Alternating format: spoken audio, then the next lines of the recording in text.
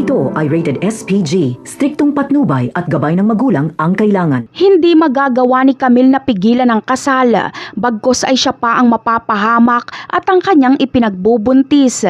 Makikita na lang ng mga taong dadaan ang nakahandusay na si Camille na duguan. Masakit isipin na ibang tao pa ang magdadala kay Camille sa ospital at hindi si David, gayong anak niya ang nasa sinapupunan ni Camille.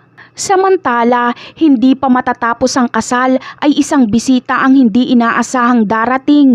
Bigla kasing susulpot si Tinding.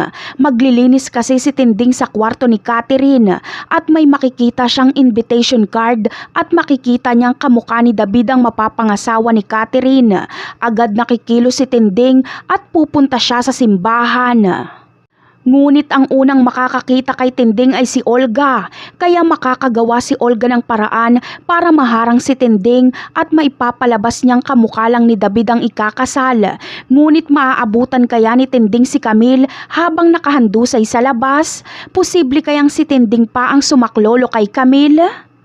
Talaga nga namang sagad na sa buto ang kasamaan ni David. Kahit ang anak niya kay Camille ay gusto niya na ring mawala para lang sa kanyang mga ambisyon. Mas naging tuso at demonyo pa itong si David kesa kay Ramon. Wala nang binatbat si Olga sa kanya dahil magiging utusan niya na lang si Olga. Ano kaya ang gagawin ni Olga kapag malaman niyang si David ang pumatay kay Bubbles?